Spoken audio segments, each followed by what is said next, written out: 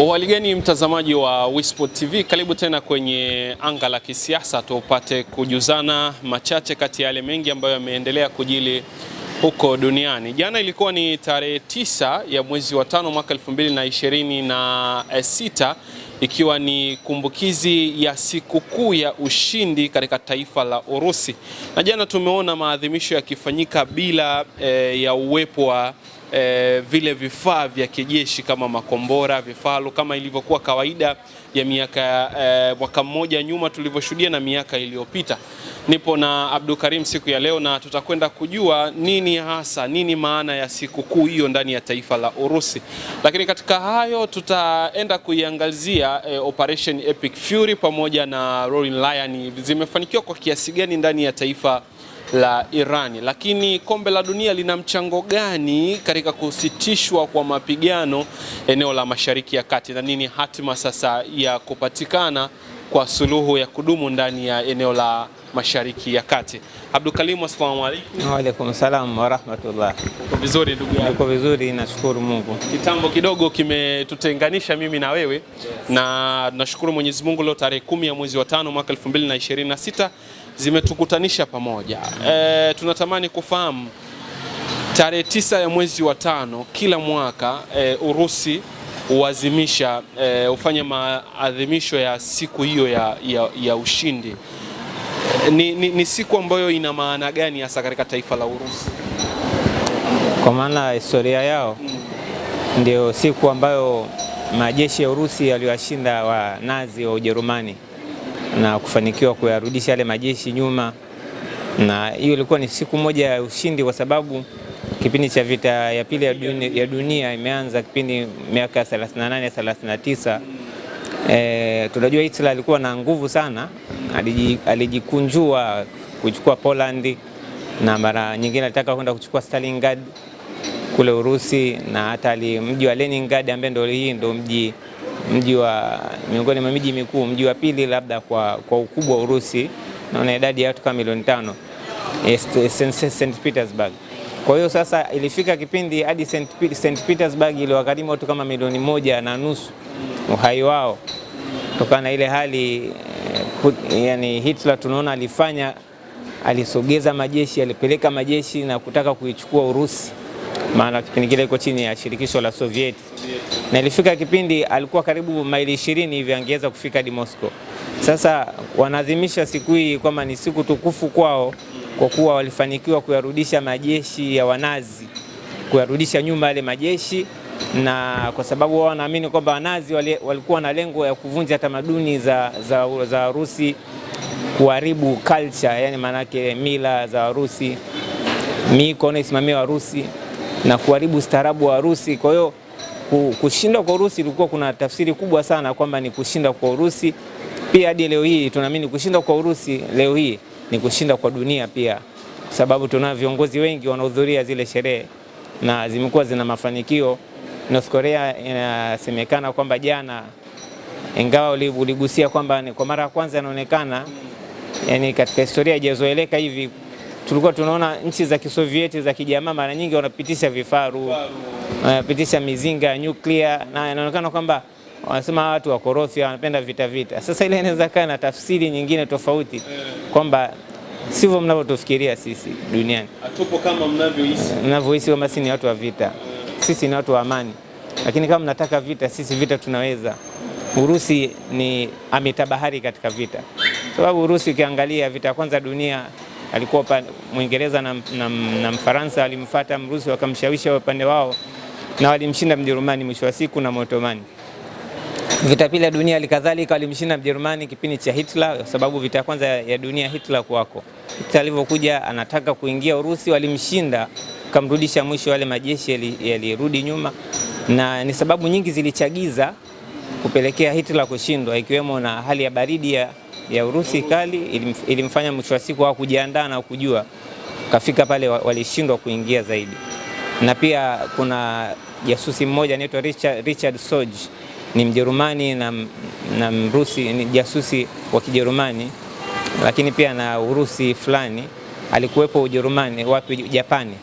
Kipindi kile yuko Japani aliwatonya wa Soviet kwamba Japani hana nia ya kuivamia Soviet kwa kipindi hichi. Unajua Japani nayo ilikuwa na nguvu kipindi kile, lakini hesabu za Japani ni kwenda kuivamia Marekani. Hiyo ni kipindi cha miaka 1941 hivi. Mwezi Septemba, mwezi wa 9 ndo aliwapa ile taarifa. Alivyotoa ile taarifa, kwa hiyo Stalin ikawa ni sehemu yeye kushtuka kusema kumbe Japani hana lengo la kuja kuvamia Urusi Sovieti, ana lengo la hesabu zake ni Marekani. Na kwa kuwa kulikuwa kuna vikosi vingi kule upande wa mashariki kule Japani, ikabidi sasa wafanye namna kama vikosi kama 18 division wavirudishe huko. Kwa hiyo nguvu kubwa pia imehama kuja kumshinda huko nani, Hitler Mjerumani ambaye ni Mnazi. Kwa hiyo ule unazi umeendelea, umerudi katika namna nyingine ambao wao katika tafsiri ile wanaamini ni siku tukufu kwa wao Warusi, lakini pia wanaamini kwamba kilichotokea vita ya pili ya dunia, ambao hawapendi kuita vita ya pili ya dunia, wanaita Great Patriotic War, yani kama vita ya uzalendo, vita vikubwa vya uzalendo, kwa sababu walishinda kupitia uzalendo wao motherland, wanasema ya Urusi. Kwa hiyo leo hii sasa wako katika vita mwaka wa 4 toka mwaka 2024 2022 tunakumbuka alipoingia vitani na Ukraine, ambapo vita yenyewe hakukuwa na sababu ya Ukraine kuingia vitani na Urusi. Sasa tunaona leo hii wako vitani hadi leo hii. Kwa Urusi wanaamini kwamba kinachoendelea sasa hivi kina uhusiano, wale wanazi wa kipindi kile cha Ujerumani ndo hawa wanazi wamekuja katika staili mpya kupitia Ukraine. Kwa sasa katika namna hii basi ile ni siku tukufu, ina maana kubwa kwa wao, lakini pia kwa dunia kama dunia ina maana kubwa kwetu sisi. Kuona jana kwenye safu ile kama Xi Jinping kuwepo na Masoud Pezeshkian, ingawa inasemekana walikuwepo, walionana na Putin kabla. Kwa ile tafsiri yake ina maana tafsiri kwamba hatujapitisha mizinga sababu hatuko kwa ajili ya vita, ila mkitaka vita pia tuko vizuri kwa vita. Na hasa ukiangalia kuna mahusiano ya kidiplomasia yanafikiriwa zaidi kati ya Irani na Pakistani kuendelea kule, Irani na Urusi kuendelea kule Pakistani, Irani na Marekani kuendelea kule Pakistani. Umeizungumzia sherehe hiyo ambao au maadhimisho ya sikukuu ya washindi ambayo inafanyika kila tarehe 9 mwezi wa 5, lakini unapolitaja taifa la Urusi kwa hivi sasa tunavyozungumza ni miongoni mwa mataifa machache ambayo mataifa mengi yamekuwa ni kimbilio kwa wao kutafuta uhakika wa kiusalama katika mataifa yao, na tumemwona pia Irani akifanya hivyo. Amekwenda pale mara baada ya waziri Arakchi kupita Islamabad na baadaye kwenda kuonana na Rais Vladimir Putin. Tukiangazia operation ya Marekani ambayo aliipa jina la Epic Fury, tukaiangazia na operation ya Israel Roaring Lion ndani ya taifa la Iran, zimefanikiwa kwa kiasi gani ama zimefeli kwa kiasi gani mpaka ilipofikia hatua ya usitishwaji wa vita ambayo tunaishuhudia kwa hivi sasa? Naam, hizi wakati vita inaanza watu wawili hawa walikuwa na operation mbili tofauti. Kama ulivyosema, Epic Fury ni operation aliyoibeba Marekani, ndio operation yake hasira kali, kwamba yeye ni yake akapiga mitambo ya nyuklia ambayo alichokifanya mwaka jana vile mitambo mitatu, Isfahan, Natanz na Fordo. Lakini anasema kwamba ile ilikuwa inaitwa Midnight Hammer ya mwaka jana, nyundo ya usiku. Sasa leo hii wamekuja hivi wanasema ni hasira kali, wanasema nataka kuizima ndoto ya Irani isiwahi kumiliki nyuklia. Ndio ilikuwa ajenda yao na sababu yao Marekani kuingia vitani. Ingawa hatuambii ukweli, hiyo sio sababu.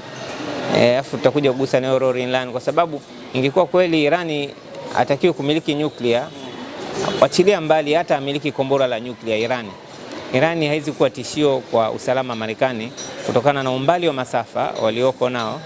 Irani ni kama maili 1750 mpaka 7250 utoke Marekani mpaka Irani, au Irani mpaka Marekani.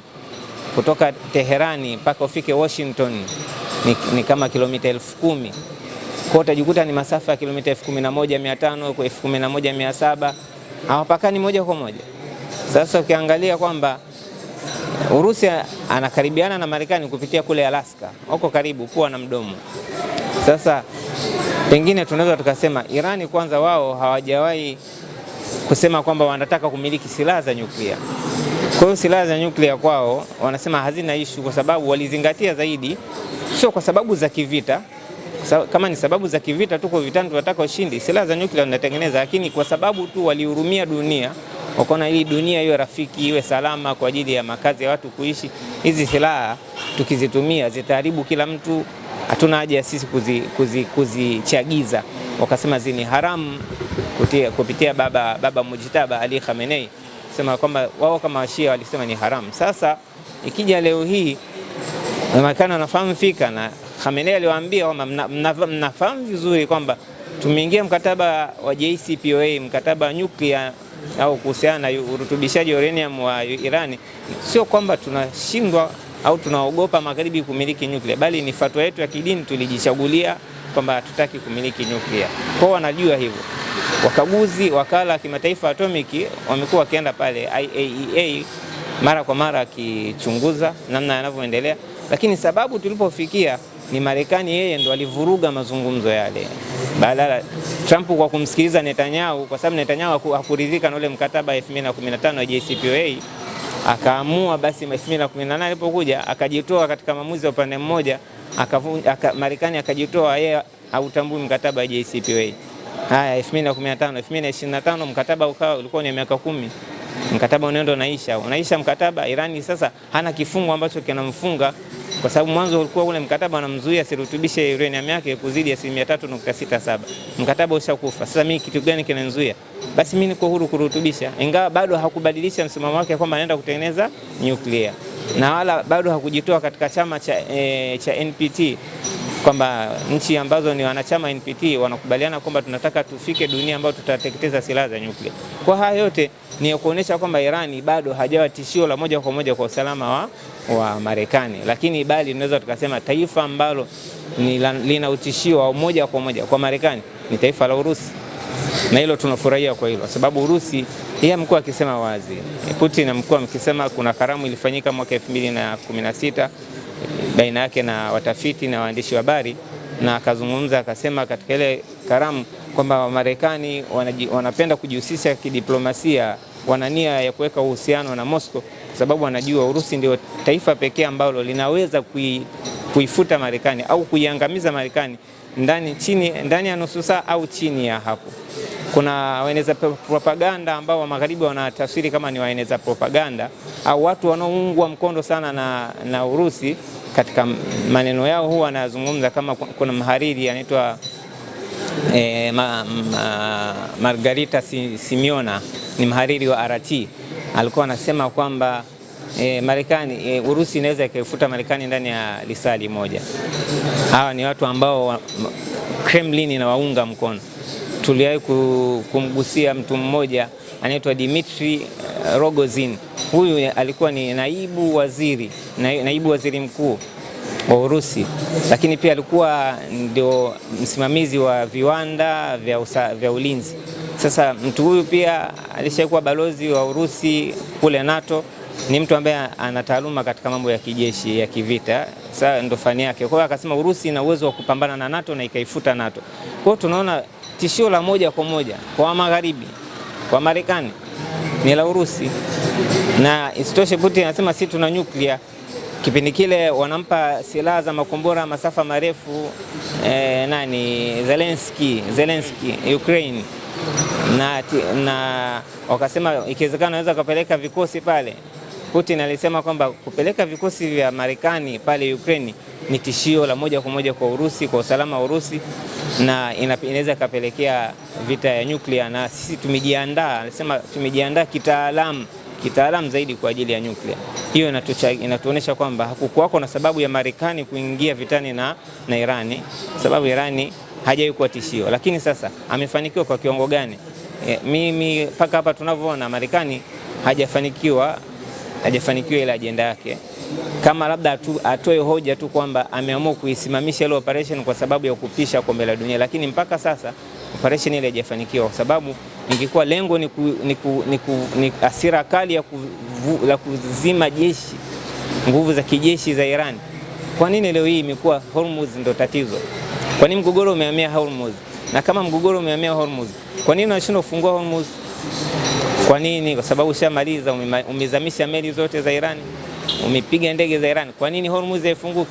Kwa sababu ni kuonesha kwamba ile agenda, ile operation haikufanikiwa katika namna alivyotarajia. Hiyo ni kwa upande wa Epic Fury, sababu kutoka hasira kali ya kulipua madaraja na kumshia siku kusema naenda kupiga mitambo umeme, imekuwa tena hasira kali hii imekuwa ni fungua Hormuz, sifungui, njoo kwenye mazungumzo, siji. Ndio tulipoishia hapo. Kwa hiyo sasa hapa tunasikiliza wataendelea vipi katika mazungumzo yao, kwa sababu kuna memorandum ilitoka pointi 14. Haya, hiyo ni upande mmoja. Epic Fury haijafanikiwa katika kiwango kilichotegemea, lakini kwa upande wa operation Rising Line mwaka jana Simba anayenyanyuka na operation Rolling Line Simba anayenguruma mwaka huu, hii ni agenda ya Israel ambao wao walisema wao wana deal na safu ya viongozi. Walifanikiwa kwa kiwango chao, walifanikiwa sababu ilikuwa tunaona safu kubwa ya viongozi walikuwa naipangua, na kubwa kabisa kiongozi mkuu wa taifa la Iran, the supreme leader, kiongozi mkuu kabisa Ali Khamenei, tarehe 28 Februari alipofariki, Mungu amrehemu kwa shambulizi la ndege 200 zilizoingia anga Iran. Na baada ya kutoka pale, watu wa kwanza kutoa taarifa ilikuwa ni wao, Times of Israel. Kwa wale waliopitia mapema zaidi ile taarifa, mimi nilipitia nikaona Netanyahu anasema na Ali Khamenei amefariki. Nikamwambia watu, lakini nikasema nikiwaambia watu watasema huyu Sheikh Singida huyu anasoma habari zake, anasoma kwa Israeli. Sasa mimi sitaki wananiona kama Muisraeli, kwa sababu Iran ilikuwa bado hawajaithibitisha ile taarifa, kwa sababu kutokana na hali ya kiusalama na taharuki. Ila baadaye alfajiri ndio watu wanaanza kupata taarifa kwamba kweli Khamenei amekufa. Wao walikuwa na uhakika kwamba wamemaliza. Walijiandaa Israeli kutokana na intelijensia na majasusi labda waliopandikiza wa Mossad mule ndani. Kwa hiyo kupangua safu ya uongozi wamefanikiwa, wameweza kwa kiwango chao. Kiongozi mkuu, waziri wa ulinzi, mshauri wa rais, Ali Larijani, tumeona mtu mkubwa, walifanikiwa, viongozi wa IRGC. Lakini bado tukiangalia paka sasa hivi Irani tunaona safu ya uongozi bado iko vile vile, anaondoka mtu anakaa mtu, anaondoka mtu anakaa mtu. Sasa ile agenda mwisho wake nini? Netanyahu wakati wanaanzisha ile operation walisema wanapiga, mwisho wa siku wataambia watu nendeni mkachukue nchi yenu, tushamaliza. Lakini mwisho wa siku hatukuwahi kuona kipindi cha vita kinaendelea, kwamba kusema kwamba tumepangua ile safu, watu sasa akatoka mabarabarani kwamba shamba la bibi, kama wanasukuma mlevi wanaenda kuichukua nchi yao, uongozi wote umeanguka. Hilo alikotokea, na ndio hicho alichokitokea mwanzo alichokizungumza Netanyahu kwenye media, lakini hilo alikotokea. Kwa hiyo katika operation Rising Lion, operation Roaring Lion Simba anayenguruma ilifanikiwa katika engo moja ya kuwagusa wale viongozi. Kila mara wanapopiga target ya kumtaka fulani wanamgusa, lakini unakuta wanadondoka mtu anakaa mtu, bado hajamaliza. Ina maana lengo linakuwa halijafanikiwa, kwa bado halijafanikiwa katika kiwango alichokitaka, lakini bado mwisho wa siku hesabu zao ilikuwa ni watu watoke wakajichukulia nchi yao. Lakini mpaka leo hii walitegemea wa Irani ndio wangeenda kufanyaje kuchukua. Wa Irani sasa hawajaenda kuchukua. Pengine kitu gani? Huenda hata wale ambao walikuwa wanapinga utawala kutokana na hali ya kuona kwamba shule zinapigwa, vyuo vikuu 30 vimepigwa, shule 800 zimepigwa, shule ya Mina watoto 168 wadogo wasiokuwa na hatia wa mabinti wale wasichana wale wamefariki. Haya, miundombinu, reli unapiga, madaraja unapiga, mitambo ya umeme. Sasa hapa tunapinga utawala au tunapinga Irani? Lengo ni nini? Kwa hiyo ikajikuta hata huenda hata wale waliokuwa na mioyo ilo susua ambayo ina chuki labda huenda wakabadilika maoni yao. Mwanadamu ni mtu wa kubadilika, wakaona sasa mbona kama vile tunapigwa sisi wa Irani badala ya kupigwa hawa ambao wanaona ni maadui. Sasa ikapelekea hali ya hata wale waliokuwa wanapinga wakawa wamebadilisha msimamo. Hatukuona maandamano yakiweza kufanikiwa. Sasa operation Roaring Lion pia ambayo ilitarajiwa kwamba atarudi Shah tu kirahisi, bado pia nayo haijafanikiwa katika lengo waliotegemea. Sasa tunasema je, tuko kwenye mapumziko au tumemaliza? Hapa kuna mambo mengi ya kuyaangalia, pengine katika maswali yako utakayoyauliza mbeleni, lakini naamini kwamba tujamaliza, ila tuko kwenye mapumziko mpaka sasa, sababu labda naenda kuzungumza